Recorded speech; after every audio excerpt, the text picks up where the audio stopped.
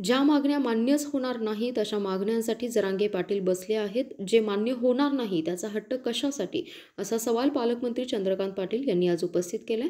तसेच जरांगे पाटील यांनी व्यावहारिक मागण्या मागाव्यात, सामान्य मुंबईकर जनतेस वेटीत धरू नये असं आवाहनही चंद्रकांत पाटील यांनी यावेळी केलंय.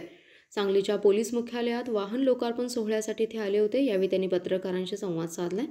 मुंबईत मराठा आरक्षणासाठी मनोज जरांगे पाटील यांचे मराठा बांधवांसह आंदोलन सुरू आहे. त्या पार्श्वभूमीवर पाटील म्हणाले, जरांगे पाटील हे आंदोलनासाठी बसले. त्यापूर्वी मान्य होणाऱ्या सर्व मागण्या मान्य करण्यात आल्या आहेत. त्यात प्रामुख्याने आंदोलनात मृत्यू झालेल्या व्यक्तींच्या कुटुंबियांना 10 लाखांची नुकसान भरपाई सरकारकडून देण्यात आली आहे. तसेच 9 जण वगळता उर्वरितांच्या वारसदारांना शासकीय सेवेतही घेण्यात आले. कुणबी दाखल्यांच्या नोंदीसाठी 23 कागदपत्रांची तपासणी केली जाते. त्यामुळेच 58 लाख नोंदी आत्तापर्यंत सापडल्या आहेत. मराठवाड्यामध्येही 10 लाखापेक्षा अधिक नोंदी सापडल्या आहेत. एक नोंद सरासरी 10 नावे दाखल करता येते. असं असतानाही हट्ट का केला जातो हे समजत नाही.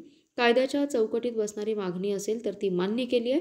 सरसकट मराठ्यांना कुणबी करा अशी कायद्यात कुठेही तरतूद नाही. एखादी जात बदलणं शक्य नाही, ते कायद्यात बसणारं नाही असं सर्वोच्च न्यायालयाने एका निवेदनात म्हटलंय.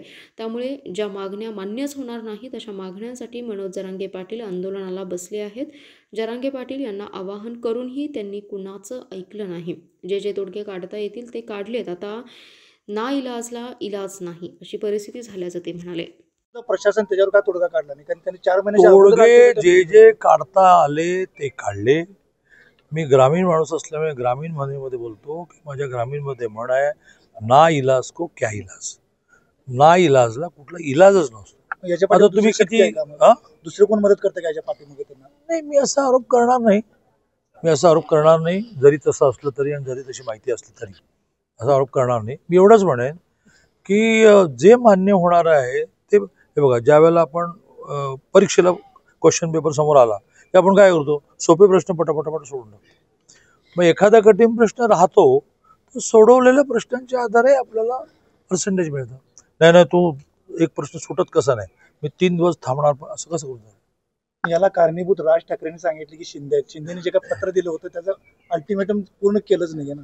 माजी मुख्यमंत्री एकनाथजी शिंदे, आत्ताचे उपमुख्यमंत्री एकनाथजी शिंदे यांनी कुठलंही खोटं आश्वासन दिलं नाही.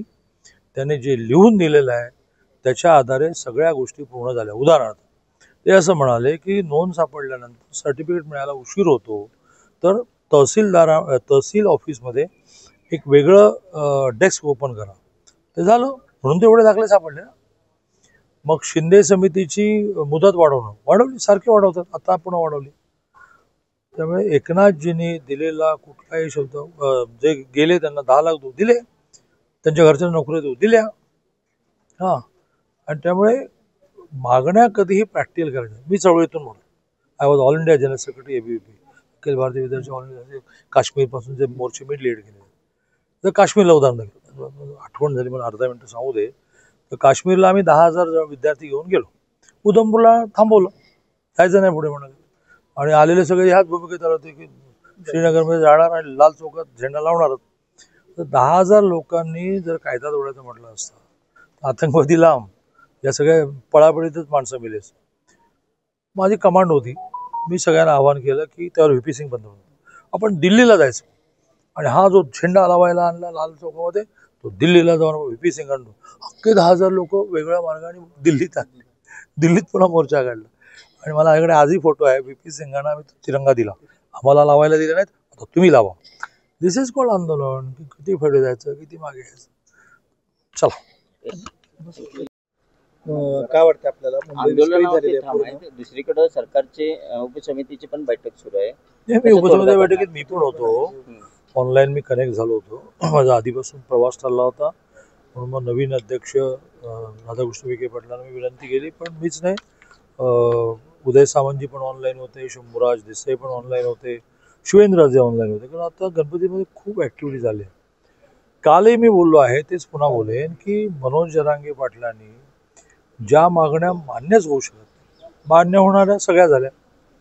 ज्यांचे प्राण गेले या आंदोलनामध्ये, मग कोणी आत्महत्या केली असेल, कोणीतरी ॲक्सिडेंटमध्ये गेला असेल, पोलीस मारहाणीत वगैरे कोणी गेलं नाही, पण निघालो मोर्चाला, ॲक्सिडेंट झालो, मोर्चात आहे, हार्ट अटॅक आला, इथपर्यंतच्या सगळ्या डेथला त्या आंदोलनामधल्या डेथ आहेत, आंदोलनामध्ये मृत्यू आहे असं म्हणून सगळ्यांच्या घरी 10-10 लाख रुपयाची नुकसान भरपाई पोचली, एकही राहिलेलं नाही. त्यातले 9 जण सोडले तर सगळ्यांच्या घरच्या कोणाला ना कोणाला नोकरीत घेतलं गेलं. 9 पण का राहिलंय? त्यांच्या बाजूने काही अडचण नाही. मग घरामध्ये वाद आहे की कोणी नोकरी पकडायची पासून काही डॉक्युमेंट्समध्ये कमतरता आहे. तर अशा ज्या मागण्या असतात किंवा कुणबी नोंद मराठवाड्यामध्ये लवकर सापडत नाही, तर सरकारने निवृत्त न्यायाधीश शिंदेची समिती करून डॉक्युमेंटची संख्या वाढवून टाकली, एकदम 23 डॉक्युमेंट करून टाकली. तर हे काय का आहे? जसं आपण वोटिंगला जातो ना 14 डॉक्युमेंट असतात. अरे बँक पासबुक तरी आहे का? आहे, चला वोटिंग कर. तसं 23 डॉक्युमेंटपर्यंत नेल्यामुळे 58 लाख नोंदी सापडल्या. आणि मराठवाड्यामध्ये नोंदी कमी सापडायच्या, तर मराठवाड्यामध्ये सुद्धा 10 लाखापेक्षा जास्त नोंदी सापडल्या. एक नोंद ही सरासरी 10 नवीन दाखले क्रिएट करते. मला मिळालं, माझ्या मुलाला मिळालं, माझ्या मुलीला मिळालं, माझ्या पुतण्याला मिळालं, माझ्या भाच्याला मिळत नाही, कारण मग ती बहीण लग्न होऊन दुसरीकडे गेली. आता या देशाचा कायदा आहे की आपल्याला जातीची नोंद ही वडिलांकडून काढावी लागते. आता तर तुम्ही म्हणालात की ती लग्न होऊन ज्या घरी गेली त्या घरी, म्हणजे त्या लग्न होऊन जाताना ती कुणबी असेल तर ती त्या नवीन घरी कुठली जात असेल ती कुणबी राहते. पण ती समजा कुणबी घरामध्ये लग्न होऊन गेली, मग आता तिला कुणबी म्हणा असं नाही म्हणता येईल. का हट्ट चाललंय आणि का हे सगळं लांबवणं चाललंय मला काही कळत नाही.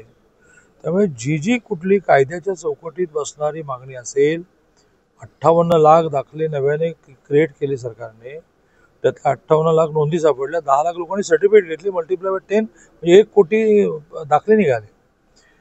तरी सरसकट मराठ्यांना कुणबी करा अशी प्रोव्हिजन नाही, कायद्यात नाही.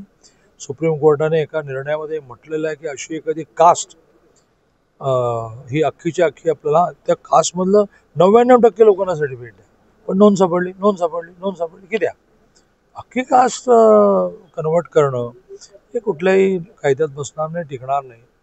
अशी खूप गोष्टी मान्य झाल्या. आता मी काल एक गोष्ट लगेच, माझा स्पीड इतकं भयंकर आहे की ज्या वेळेला 3 सप्टेंबरला या वर्षीच्या ॲडमिशनची लास्ट डेट आहे. नियम असा आहे की ॲडमिशनच्या वेळेलाच कास्ट सर्टिफिकेट नाही, कास्ट व्हेरिफिकेशन लागतं. वेळ लागतोय. मी 6 महिन्याचा एक्सटेंशन. गेल्या वर्षीच्या मुलांना पहिलं 6 महिने दिलं, मग 3 महिने दिलं, मग 3 महिने दिलं, म्हणजे वर्षभर दिलं. आता नव्याने ॲडमिशन मिळालं 6 महिने दिलं. तेवढ्या शेड्यूल कास्ट शेड्यूल टाईपची मुलं अक्षरशः मला गाडीत प्रत्येक 2 मिनिटाला तो फोन अटेंड करतोय.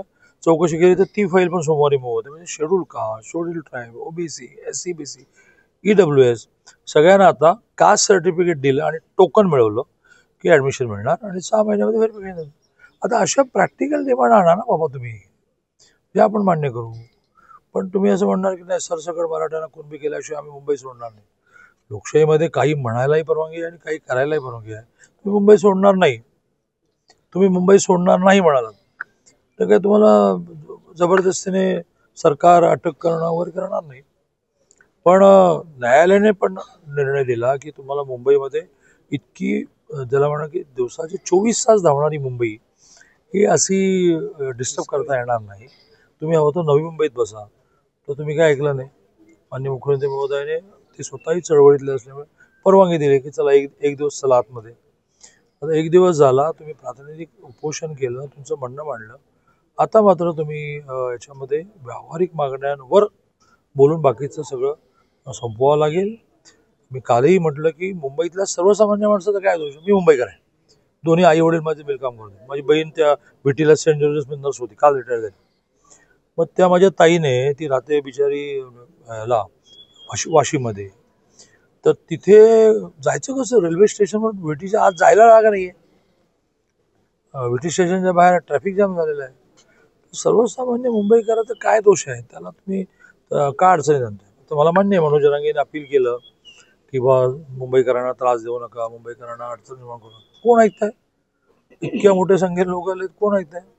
अशा आंदोलनाचा एक मोठा प्रॉब्लेम हा असतो की उद्या समजा मान्य झाली एखादी गोष्ट मोठी आणि मनोज जरांगेने ठरवलं की आता आपण चला बॅक टू पॅव्हलियन घरी जाऊ, तर लोक ऐकतील की नाही शंकाच आहे. कारण प्रत्येकाला त्याच्या अँगलने मान्य होणं हवं असतं. पण आता एवढी मोठी गर्दी होणार होती,